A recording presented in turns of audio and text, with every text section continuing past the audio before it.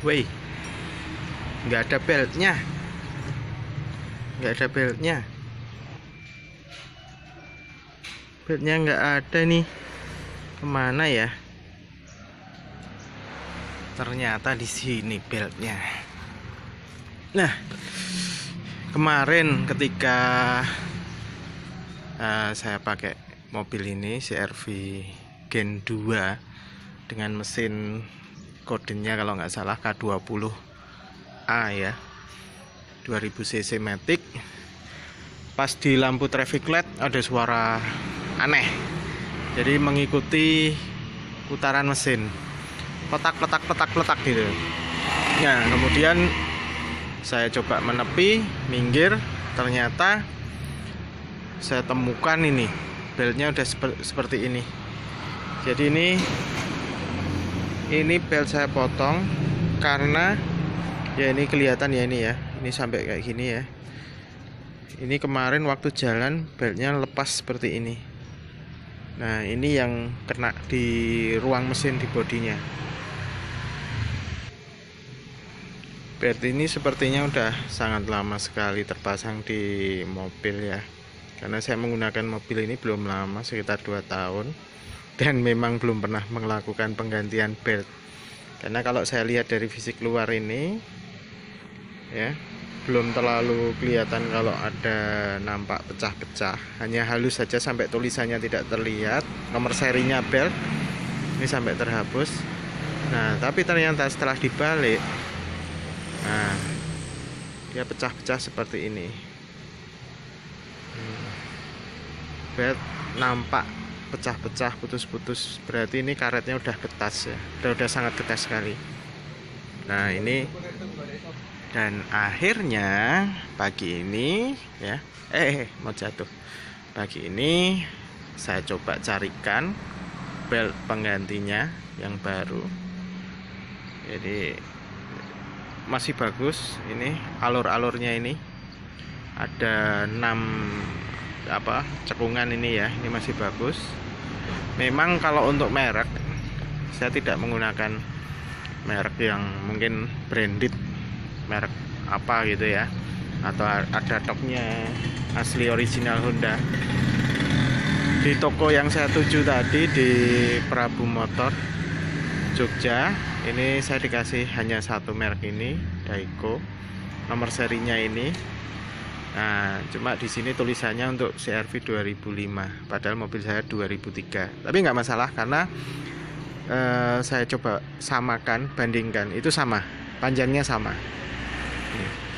Ini belt ini saya dapat dengan harga 250. Di nota ditulis 275 karena saya datang menggunakan celana pendek dan tangan masih penuh dengan oli, jadi mungkin dikiranya orang bengkel ya. Jadi dapat potongan lumayan 25.000, lumayan untuk sekarang. Nah, ini saatnya untuk dipasang. Nah, ini mungkin nanti proses pemasangan video akan terpotong-potong karena tidak ada yang megangin kamera. Proses pemasangan belt di mesin ini sebenarnya sangat mudah sekali, proses bongkar pasangnya. Cuma yang agak bikin susah itu karena lokasinya itu sangat mepet. Jadi usahakan ini mesin dalam kondisi dingin, tidak panas ya.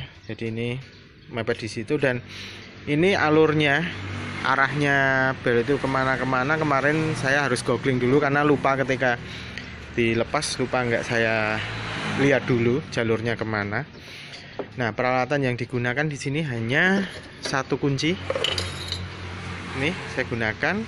Yang digunakan adalah nomor 14 mili. 14 mili itu nanti saya sentuhkan di, nampak nggak ya di sini ya? Sepertinya kok kurang nampak.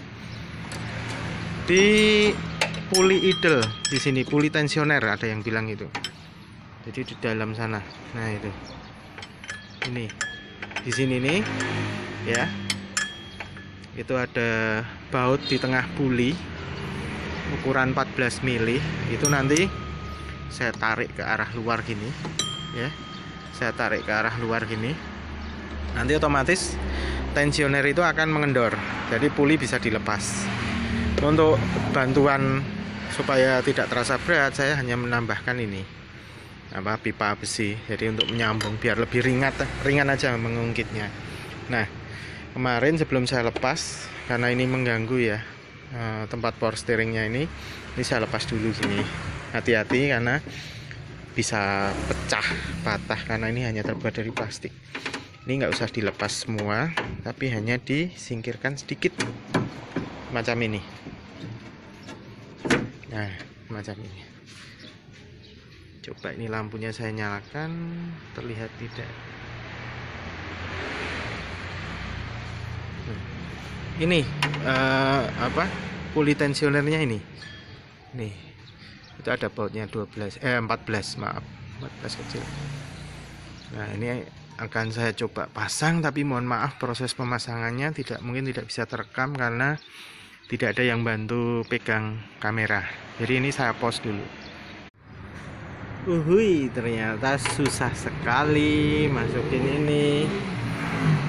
Masih belum sempurna masuk, jadi terjepit-jepit, jadi harus dari bawah. Nolong. Karpetnya bagus ya.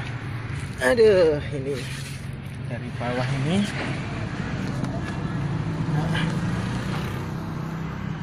Terus ditarik dari sini.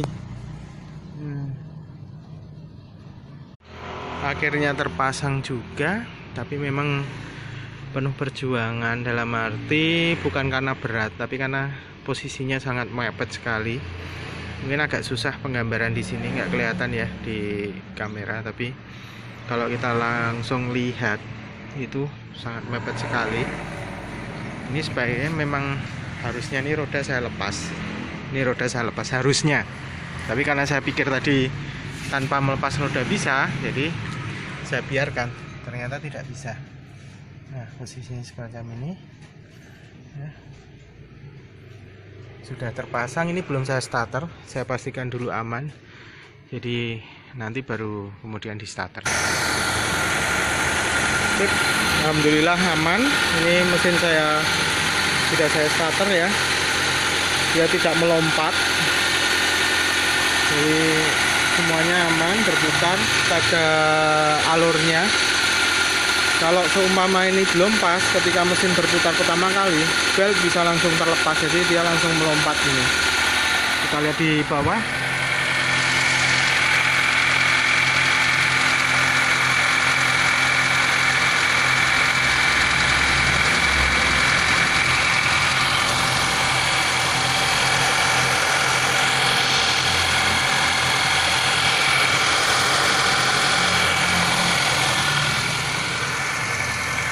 Aman ya, aman.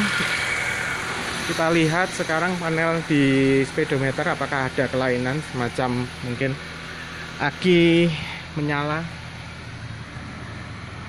Aman semuanya, jadi lampu aki tidak menyala, temperatur juga ini karena masih dingin, dari pagi belum saya panasi ya. Dimana mau manasi ya, karena beltnya nggak ada, jadi aman. Ini power steering juga udah normal kembali ya. Alhamdulillah aman, dan semuanya. Modal yang diperlukan untuk penggantian belt ini adalah di Jogja saya beli seharga 250.000. Ini nota terlampir 275, tapi karena ya dianggapnya bengkel, jadi dikasih selisih harga. Kemarin saya sempat menanyakan di Honda, jadi Honda Jogja ya, itu harganya price listnya mereka itu harga 305.000 belum potongan 5%. Nah, ketika kita mau mengganti belt ini ya, saya dapat advice atau saran dari teman-teman juga, dari toko juga, terutama kemarin dari Hondanya sendiri. Ketika saya menanyakan berapa harga untuk belt ini, saya menyebutkan tipe mesin. Tipe mesinnya ada di sini. Oh, ini K20 A5, jadi 2000 cc. Saya menyebutkan ini dan kemudian menyebutkan tahun. Itu dari pihak Honda menanyakan lagi ke saya, apakah kompresor AC sudah diganti. atau masih aslinya.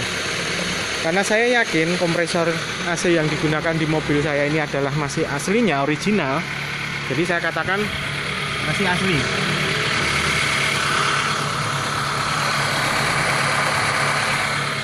Jadi kenapa ditanyakan itu? Karena ketika kita mengganti kompresor AC milik CR-V dengan yang bukan bawaan CR-V, itu biasanya nanti ada perubahan di diameter puli di kompresor AC-nya yang untuk menempatkan belt ini.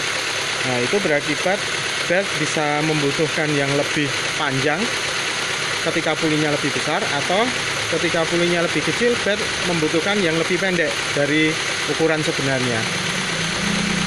Dan ini semuanya ya, terima kasih. Jadi begini, ini secara singkat aja saya coba terapkan semacam ini ya. Oke.